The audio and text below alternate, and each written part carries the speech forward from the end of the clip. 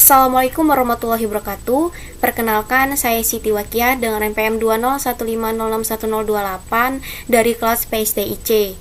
Pada kesempatan kali ini, saya akan memberikan penjelasan atau melakukan tutorial perancangan sistem basis data dengan tahap awal untuk membuat konseptual data model menggunakan aplikasi Power Designer. Nah, pada halaman pertama kita sudah masuk ke aplikasi Power Designer-nya. Yang pertama, untuk melakukan tahap awal, kita membuat create modelnya terlebih dahulu. Kita klik create modelnya. Nah, lalu tampilan dari new modelnya, yang pertama kita klik information, terus kita klik conceptual data, lalu kita mengubah model name-nya.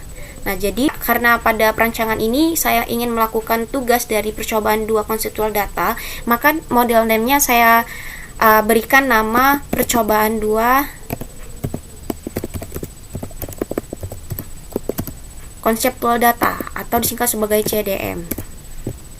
Kita klik conceptual data lagi, lalu kita klik OK. Nah, baiklah, pada halaman Power Designer ini sudah tampil semua. Namun sebelum masuk ke penjelasan, saya di sini ingin melakukan sedikit penjelasan dari apa saja sih yang terdapat pada aplikasi Power Designer tersebut gitu. Tools yang terdapat pada Power Designer ini yang pertama ada toolbar.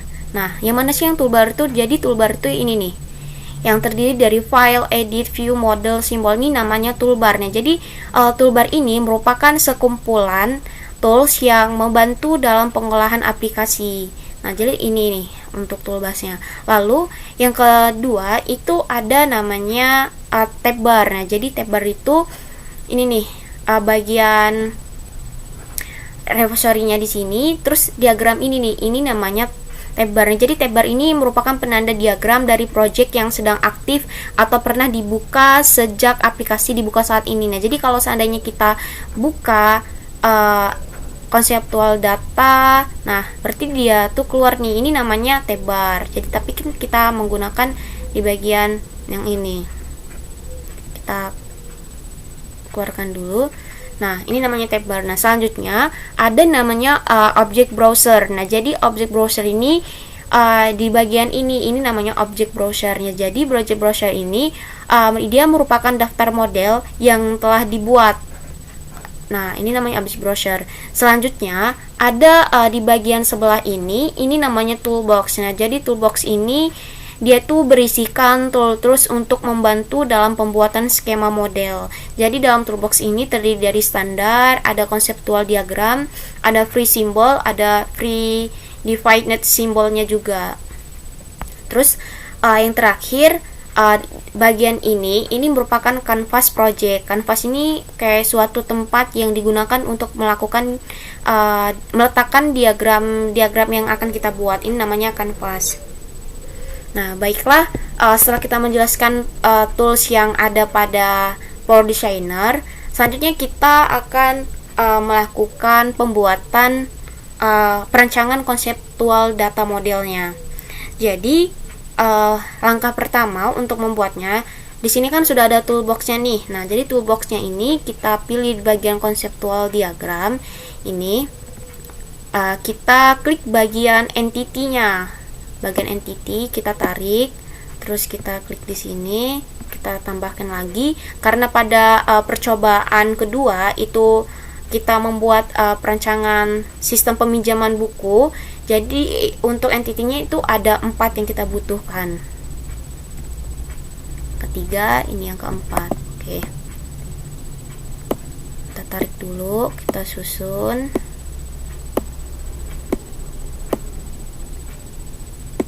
Nah, setelah sudah terbuat, kita klik ini 2 kali. Nah, kita beri nama. Jadi yang pertama itu kita menyesuaikan aja dari yang entity yang pertama itu kita ingin memberikan namanya apa gitu. Kalau pada percobaan sebelumnya di sini diperintahkan nama yang pertama itu adalah buku. Bentar.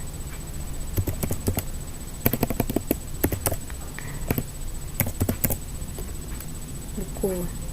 Oke. Sebelum melanjutkan di bagian pembuatan atributnya, di sini sebenarnya kita dalam melakukan perancangan ini kita harus mengubah beberapa peraturan yang ada di bagian tools ini.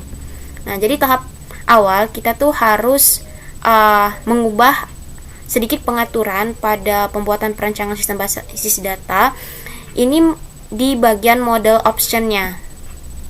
Nah, pada model option ini kan ada model setting dan ada naming conventionnya. Nah, pada model setting ini bagian notationnya ini kita ubah menjadi entity relationship. Terus kita klik OK. Nah, selanjutnya di bagian tools lagi, di bagian model optionnya kita klik di bagian naming convention, bagian data item sampai dengan relationship itu kita ubah di bagian code-nya menjadi lowercase ukuran hurufnya, data item sampai dengan relationship. Jadi ini kita lakukan secara berulang kali.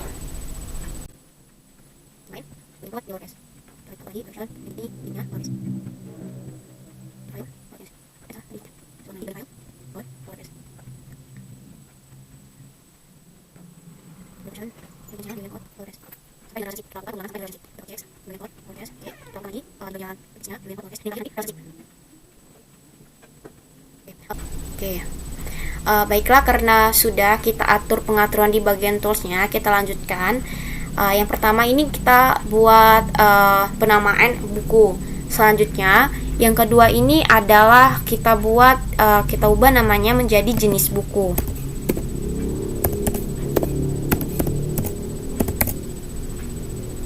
Klik OK. Terus yang ketiga ini adalah transaksi peminjaman.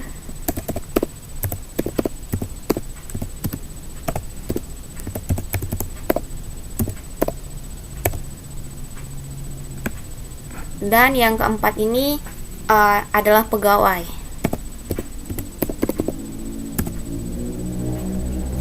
Oke, baiklah, karena pemberian nama sudah dilakukan sesuai dengan modul yang sudah diberikan, selanjutnya kita akan melakukan pengisian atribut di masing-masing entity. Nah, untuk bagian buku kita lakukan pengisian atribut. Jadi kita klik bagian atribut, terus kita isi di bagian name-nya ini, kita ikuti sesuai dengan modul yang sudah diberikan. Nah, jadi pada modul yang pertama itu di bagian buku itu terdapat kode buku.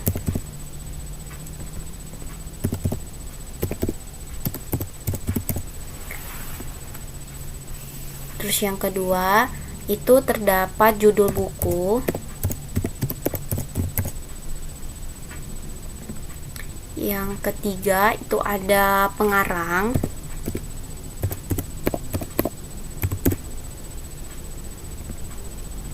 Yang keempat ada penerbit buku. Terus yang kelima itu ada tahun terbit buku.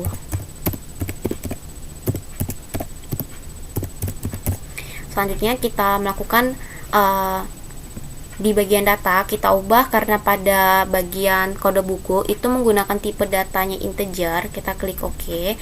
Terus selanjutnya bagian judul buku sampai penerbit, judul buku, pengarang dan penerbit ini menggunakan tipe data variabel karakter dengan panjangnya 100. Kita klik variabel karakter dengan panjangnya 100. Kita lakukan hal yang sama.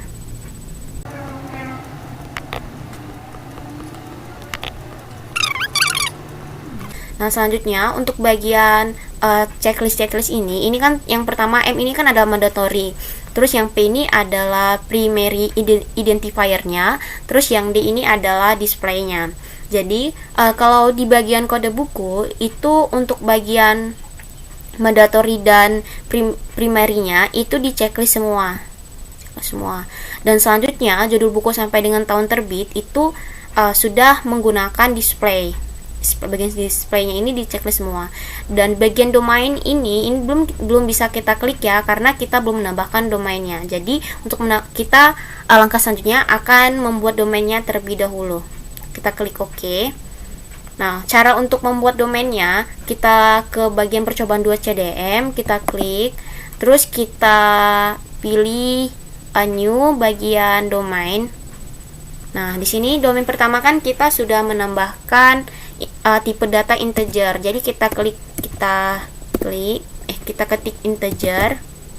Terus kita pilih tipe datanya di bagian ini. Tipe data integer. Terus kita klik OK. Kita lakukan hal yang sama lagi, kita klik bagian sini, terus kita new, kita tambahkan domainnya. Terus yang kedua itu kan kita menggunakan tipe data variabel karakter dengan panjangnya 100. Kita ubah variabel karakter panjangnya 100. Klik OK. OK lagi. Terus tadi itu ada number.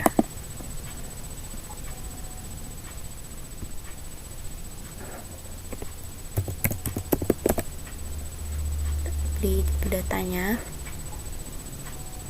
number. Oke. Kita klik bagian buku lagi untuk menambahkan domainnya. Jadi yang pertama ini kan domainnya integer nih, udah tambah. Selanjutnya kita tinggal menambahkan varchar. Fungsi dari domain ini dia tuh membuat lebih tampilan dari entity-nya ini lebih singkat lagi gitu, nggak terlalu panjang dan tidak memakan tempat.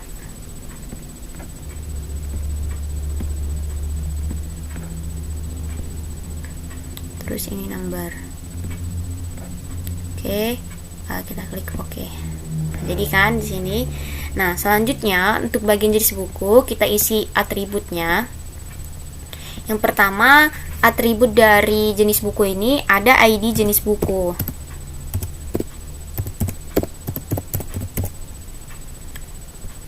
Di sini menggunakan tipe datanya integer. Terus mandatory dan primarinya dicek semua. Domainnya itu integer. Selanjutnya yang kedua di sini tuh ada nama jenis buku.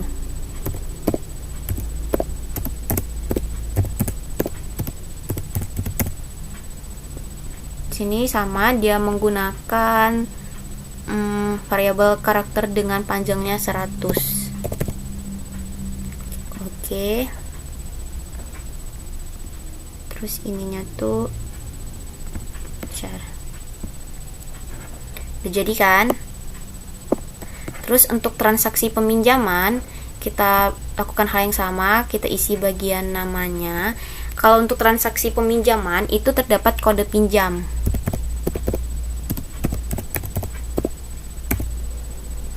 Terus yang kedua itu terdapat tanggal pinjam.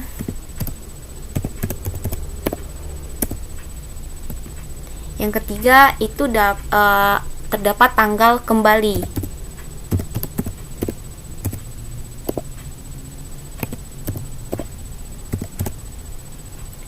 Untuk tipe data dari kode pinjam itu menggunakan tipe data integer.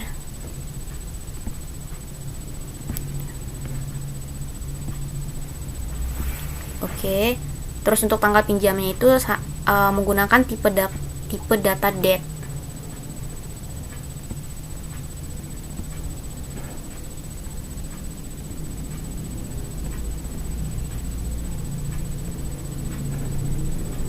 Dan di bagiannya sini sama primary key-nya diklik. Terus ini sudah den. Nah, domainnya untuk bagian ini belum ada kan, belum kita tambahkan. Nah, jadi kita akan lakukan untuk penambahan domainnya. Ini kita new lagi domain. Kita pilih tadi itu ada namanya date ya. Pilih tipe datanya date. Oke.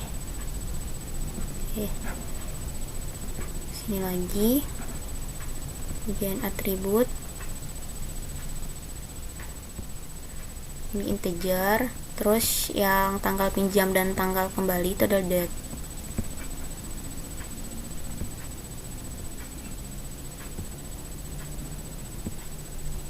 Oke. Untuk bagian entity pegawai, atributnya itu terdapat namanya itu nomor induk pegawai.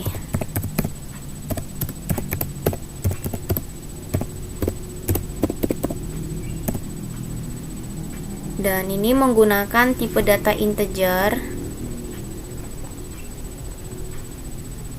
Oke. Dan dia tuh menggunakan primary identifier-nya.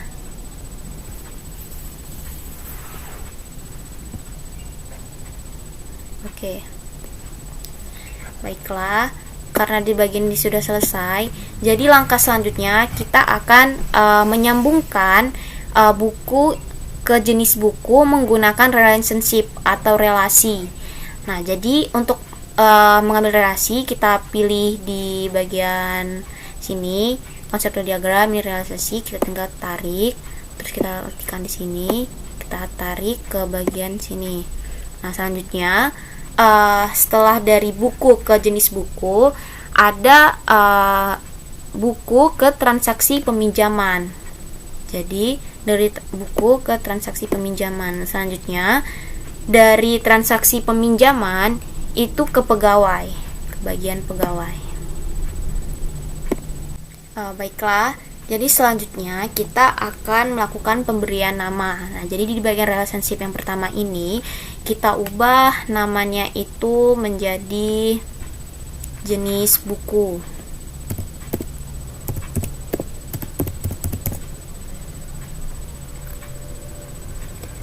Terus kita klik OK.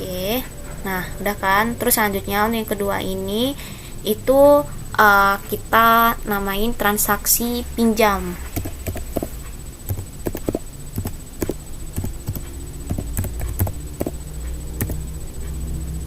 Oke.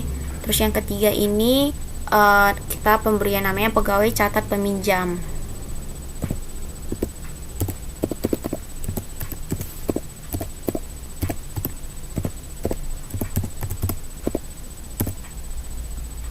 Oke, nah selanjutnya kita akan melakukan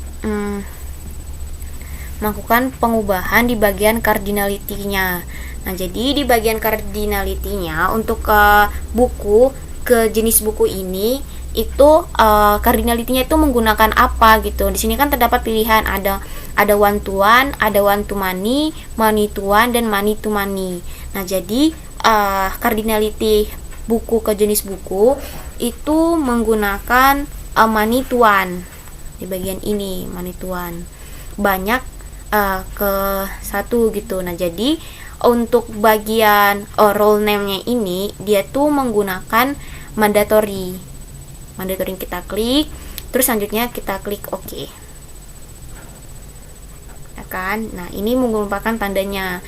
Terus untuk transaksi peminjaman cardinality-nya ini tuh cardinality-nya itu adalah one to money. Udah benar, one to money. Jadi untuk bagian role name-nya itu menggunakan dependent dan mandatory juga. Kita klik OK. Selanjutnya untuk pegawai catat peminjaman ini dia cardinality-nya itu menggunakan money to one. Dan role name-nya itu menggunakan dependent. Kita klik OK. Nah, sudah selesai nih pemberian cardinality-nya.